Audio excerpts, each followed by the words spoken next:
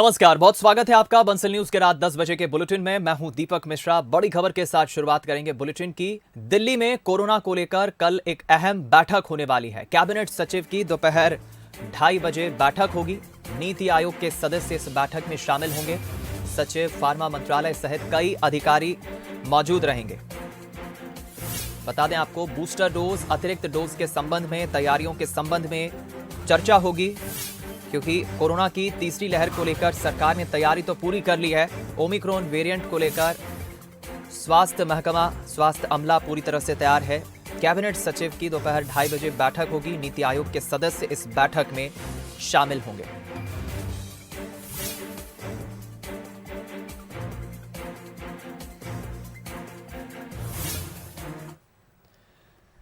खबर मुंबई से, जहां एशिया की सबसे बड़ी झुग्गी बस्ती धारावी में ओमिक्रॉन वेरिएंट मिला है। मुंबई में 3 और पिंपरी चिंचवाड़ में 7 नए केस मिले हैं। महाराष्ट्र में ओमिक्रॉन के कुल 17 केस अब तक सामने आ चुके हैं। देश में ओमिक्रॉन के अब कुल 32 मामले हो चुके हैं। गुजरात के जामनगर में 2 लोग ओमिक्रॉन पॉजिटिव पाए गए हैं, ओमिक्रॉन वेरिएंट से ग्रसित पाए गए हैं। दिल्ली में 1 और गोवा में 3 लोग कोरोना पॉजिटिव पाए गए हैं। जयपुर में सभी 9 ओमिक्रॉन मरीजों की रिपोर्ट नेगेटिव आई है।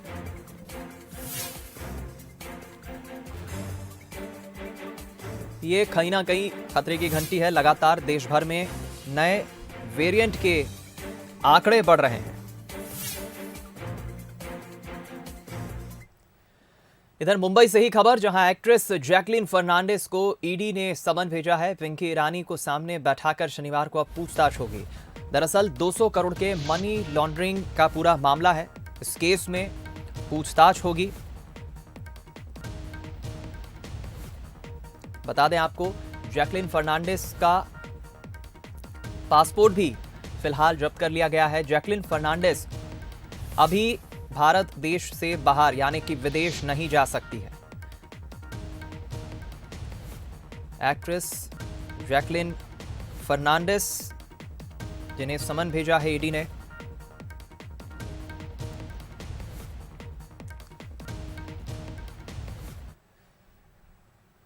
देश के पहले सीडीएस जनरल विपिन रावत पंचतत्व में विलीन हो गए। दिल्ली कैंट के बरार स्क्वायर में जनरल रावत और उनकी पत्नी मधुलिका रावत का अंतिम संस्कार किया गया।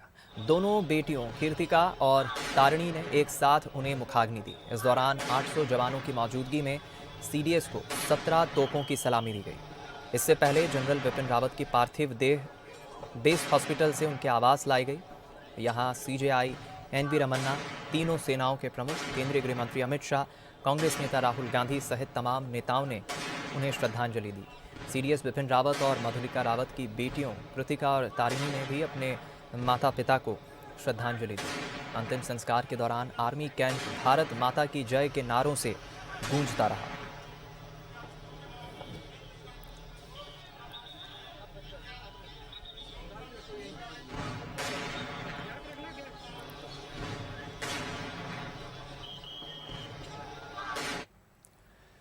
प्रधानमंत्री, राष्ट्रपति, सांसद, विधायक सेमिनार के साथ देश के आम आदमी ने भी अपने अपने तरीके से जनरल बिपिन रावत को श्रद्धांजलि दी। कुछ कलाकारों ने उनकी कलाकृति बनाकर अपनी भावनाएं व्यक्त की। 8 तस्वीरों में आप देख सकते हैं, उड़ीसा के सैंड आर्टिस्ट ने रेत पर जनरल बिपिन रावत की तस्वीर उकेरी। कर्नाटक के कलाकार ने पीपल की पत्ती पर उनकी तस्वीर उकेरी। तो पेंटर्स ने उनके पोर्ट्रेट भी बनाए। एक तस्वीर में आप देख सकते हैं, अहमदाबाद के एक मोची ने अपनी दुकान के सामने तस्वीर रख जनरल रावत को श्रद्धांजलि दी। लखनऊ, मुरादाबाद और दिल्ली के आम आदमी ने उनकी अंतिम यात्रा में शामिल होकर उन्हें श्रद्धांजलि दी और अपनी भावनाएं व्यक्त की।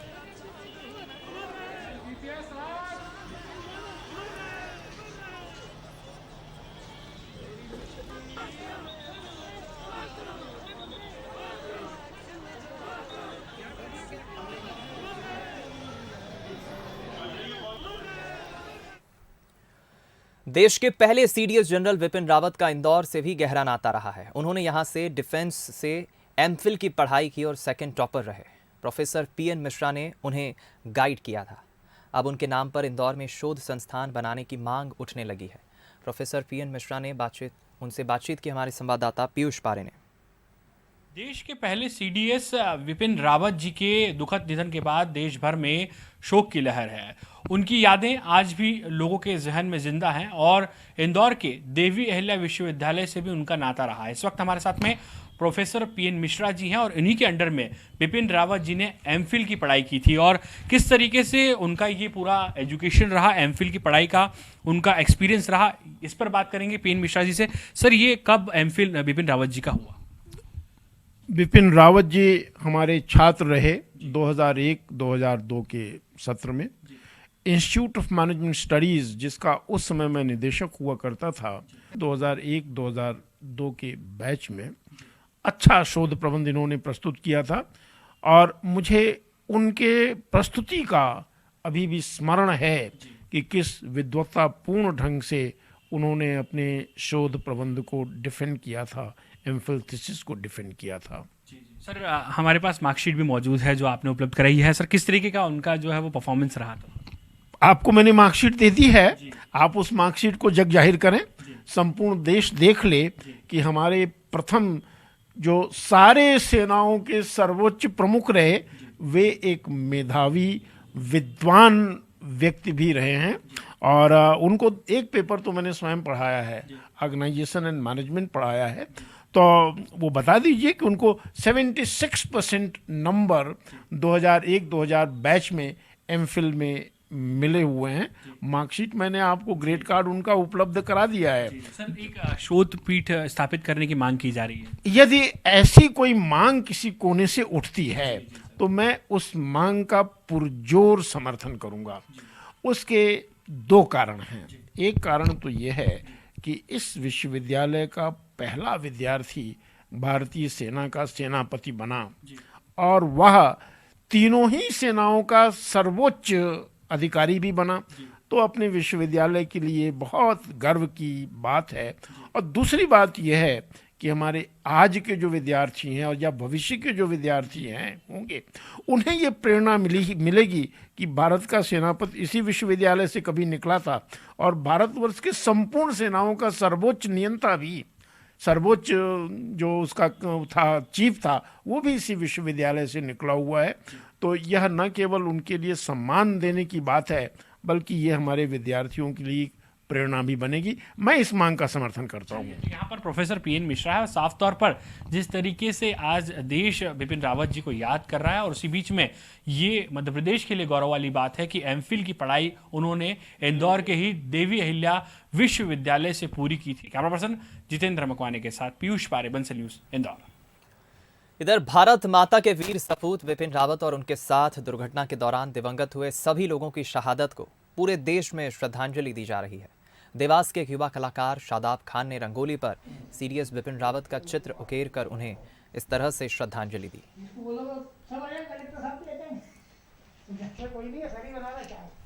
विपिन रावत जी की मैंने रंगोली पोर्ट्रेट बनाया है और उनको श्रद्धांजलि अर्पित की है। देश के लिए तो बहुत कह सकते हैं कि बहुत नुकसान हुआ है देश के लिए, क्योंकि उन्होंने काफ़ी बड़े डिसीजन लिए हैं उनके पद पर रहते हुए और उनके साथ ही 11 जवान भी शहीद हुए हैं। तो देश के लिए तो बहुत क्षति, काफ़ी गंभीर क्षति। खबर भोपाल इंदौर से, जहां दोनों ही शहरों में पुलिस कमिश्नर प्रणाली के तहत कमिश्नर और बाकी अधिकारियों के नामों की घोषणा हो गई है। मकरंद देउस्कर को भोपाल का पहला कमिश्नर बनाया गया, तो वहीं इंदौर से हरिनारायण चारी मिश्र को पहला कमिश्नर बनाया गया है। इसके साथ ही बंसल न्यूज़ की खबर पर भी मोहर लगी। अतिरिक्त पुलिस आयुक्त और इंदौर से मनीष कपूरिया को अतिरिक्त पुलिस आयुक्त नियुक्त किया गया है। इधर भोपाल से इरशाद वली को यह जिम्मेदारी मिली है। बता दें कि मकरंद देउस्कर 1997 बैच के आईपीएस अफसर हैं। उन्हें सीएम के सबसे भरोसेमंद अफसरों में से एक माना जाता है। वहीं हरिनारायण चारी मिश्र 2003 बैच के आईपीएस अफसर हैं।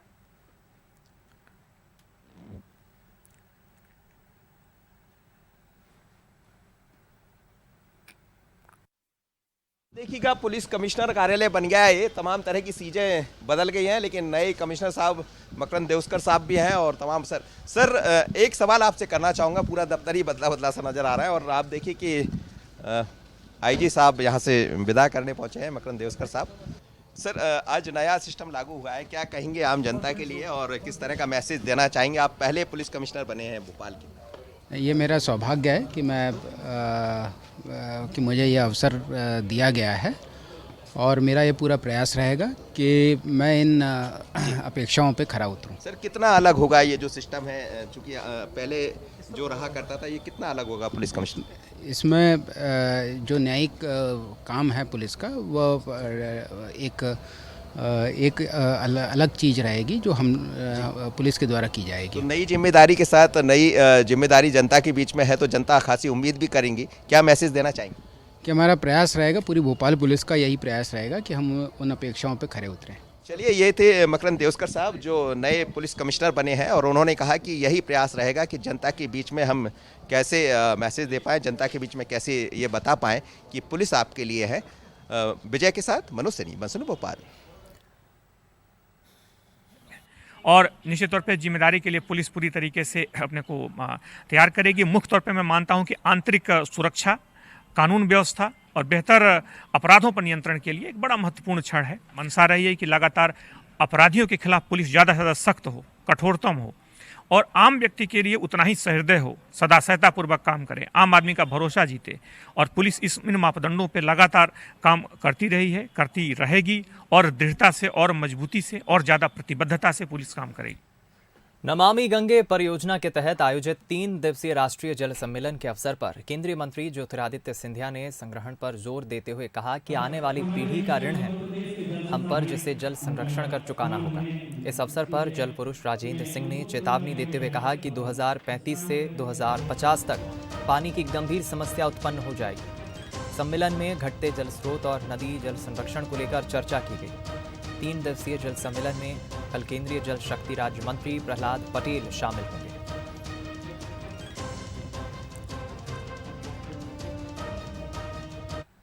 मानवाधिकार दिवस पे जल संग्रहण के भी जो प्राथमिकता है, उस प्राथमिकता पे हमारी चर्चा हुई।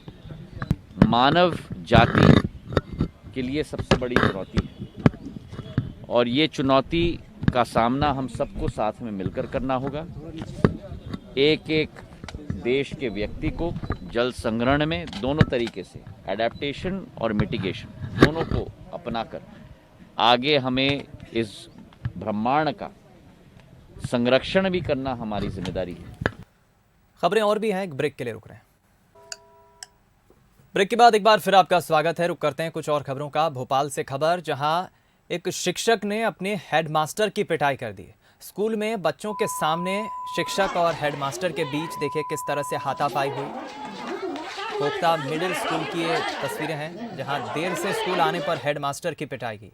एमिल वर्मा और शिक्षक बलराम दुबे के बीच दरअसल ये विवाद हुआ।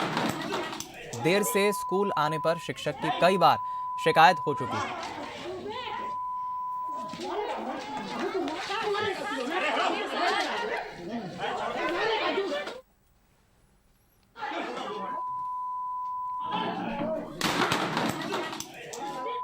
छात्रों के सामने ही शिक्षक और हेडमास्टर के बीच दरअसल ये विवाद हो गया और नौबत यहां तक आ गई कि दोनों के बीच जमकर हाथापाई हो गई, मारपीट हो गई। शिक्षक ने कुर्सी फेंक दी अपने हेडमास्टर पर।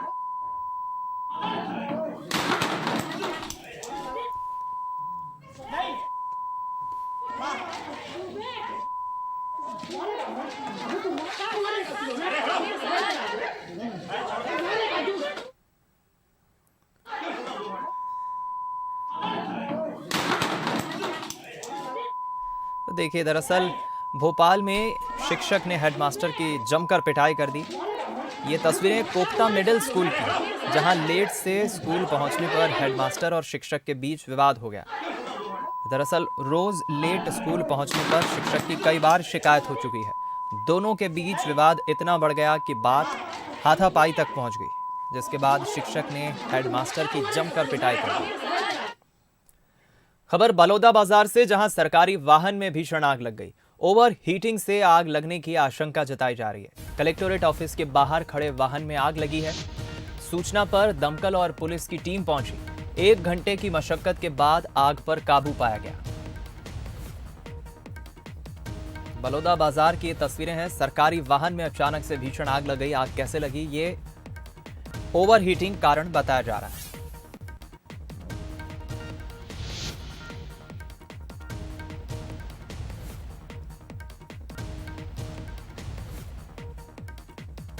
हालांकि इसमें कोई जनहानि नहीं हुई, ये अच्छी बात है। सूचना मिलते ही दमकल और पुलिस की टीम वहां पर पहुंची और आग पर काबू पाया। रुक करते हैं, बड़ी खबर रायपुर से मिल रही है, जहां जूनियर डॉक्टर्स ने अपनी हड़ताल स्थगित कर दी है। ओरडा के आह्वान पर 16 दिसंबर तक जूनियर डॉक्टर्स ने अपनी हड़ताल स्थगित करने का फैसला लिया है। लगातार 14 दिनों से जूनियर डॉक्टर्स हड़ताल पर थे अपनी विभिन्न मांगों को लेकर, लेकिन 16 दिसंबर तक फिलहाल जूनियर डॉक्टर्स ने अपनी हड़ताल स्थगित करने का फैसला लिया है।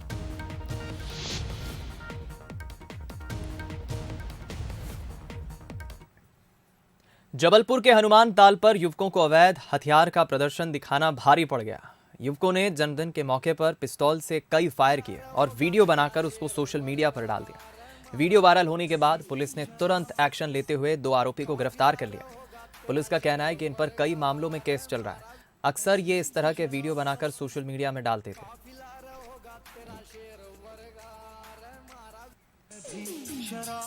मराठा और अभिलाष मराठा जैसे 2 लड़के जो हैं और पिस्टल और चाकू लिए हनुमान तालाब के किनारे जैन मंदिर के सामने खड़े हुए हैं। तो सूचना की तस्दीक कार्रवाई है तो उप निरीक्षक प्रभाकर सिंह टीम के साथ जाके घेराबंदी करके उनको पकड़ते हैं। तो 2 लड़के संदिग्ध अवस्था में मिलते हैं, पुलिस को देखने की भागने की कोशिश करते हैं तो उनको पकड़ लिया गया, जिसमें से एक की पहचान अंकित मराठा के रूप में हुई, जो अपने हाथ में पिस्टल लिए हुए था। वो पिस्टल में 4 जिंदा कारतूस भी लोडेड थे, उसको अनलोड किया गया मौके पे ही। दूसरा जो है अपना नाम अभिलाष मराठा बताया, ये भी खाई मोहल्ला का रहने वाला है। सोचिए, अगर टीचर ही नशे में हो तो वो बच्चों को क्या शिक्षा देगा, उनका भविष्य क्या संवारेगा। खबर सिरोंज के भियाखेड़ी स्कूल की है, जहां पदस्थ शिक्षक प्रकाश अहिरवार आए दिन नशे में टुन्न नजर आते हैं। अब ग्रामीणों ने एक वीडियो बनाकर वायरल कर दिया, जिससे शिक्षक काफ़ी नाराज़ भी है और शिक्षा विभाग की खूब किरकिरी हो रही है। अधिकारियों पर नशेड़ी शिक्षक को बचाने के आरोप लग रहे हैं, लेकिन उम्मीद है कि वीडियो सामने आने के बाद अब जिम्मेदारों की आंखें ज़रूर खुलेंगी।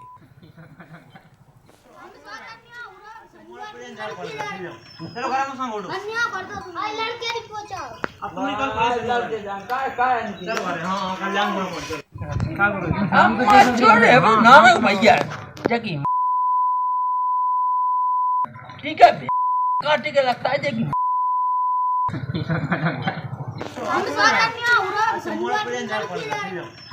वीडियो हमको मिला है, उसमें तो साफ लग रहा है कि दारू पिए हुए हैं और गदर करना है। प्रथम दृष्टया हमने इसकी जांच कराई है, वीडियो सामने संकुल प्राचार्य के माध्यम से जांच कराई। मैंने हमारे जन शिक्षक मुकेश कुमार जी को भेजा था।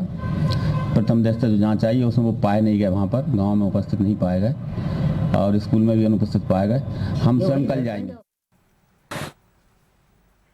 रायपुर के NHMMI हॉस्पिटल में बलांगीर ओडिशा के एक 13 साल के लड़के की सफल रेयर RVOT स्टेटिंग प्रोसीजर की गई। अस्पताल के senior interventional cardiologist doctor Sumant Shekhar पाढ़ी और वरिष्ठ बाल हृदय रोग विशेषज्ञ डॉक्टर किंडल बख्शी की टीम ने स्क्रीनिंग में पेशेंट को ट्रेटोलॉजी ऑफ फेलोट की स्थिति में अच्छे से सर्जरी की। बता दें कि इस स्थिति में दिल के 2 निचले हिस्सों के बीच बड़ा छेद और फेफड़ों की नस में गंभीर रूप से सिकुड़न पाई जाती है, जिसकी तुरंत ओपन हार्ट सर्जरी नहीं की जा सकती और इस प्रकार की सर्जरी हाई रिस्क वाली होती है। इसलिए RVOT के स्टेटिंग का विकल्प अपनाया गया। राहुल जो एक 13 साल का बच्चा है, जो जन्म से नीला था, जिसको टेट्रोलॉजी ऑफ फैलो नाम का बीमारी था, जो कि कंप्लीट ऑपरेशन के लिए अभी फिट नहीं था। उसको हमने एक बहुत ही नोवेल तरीके से हार्ट और फेफड़ों के बीच में एक स्टेंट लगा के उसकी फेफड़ों की जो है ब्लड सप्लाई बढ़ाई हुई है। इससे राहुल को बहुत ही अच्छा रिस्पांस मिला है, जिसका ऑक्सीजन सैचुरेशन 60% चल रहा था, वो अब 80-90 तक पहुंच गया है। आशा करते हैं कि इस बढ़े हुए ऑक्सीजन लेवल से उसकी जो है विकास की दर अभी बढ़ जाएगी और वो कुछ ही महीनों या सालों में कंप्लीट ऑपरेशन के लिए फिट भी हो जाएगा। अनकॉमन रेयर प्रोसीजर है और कोई वेल डिफाइंड उसका प्रोसीजर नहीं होता है। आप उसको पेशेंट को देख के कुछ जैसा हम लोग पेरिफेरल स्टेंट यूज़ करते हैं, जो दूसरा जगह पे यूज़ होता है, वो स्टेंट को यूज़ करके हार्ट और फेफड़े का जो कम्युनिकेशन है उसको ओपन करने के लिए कोशिश किए हैं और वो उसके वजह से प्रोसीजर के बाद पेशेंट का ऑक्सीजन मात्रा बढ़ा हुआ है, 60% से 90% बढ़ा हुआ है, जो ये बीमारी के लिए और उस उम्र के लिए सफिशिएंट है उसका ग्रोथ एंड डेवलपमेंट के लिए। फिलहाल इस बुलेटिन में इतना ही। दीजिए इजाजत। नमस्कार।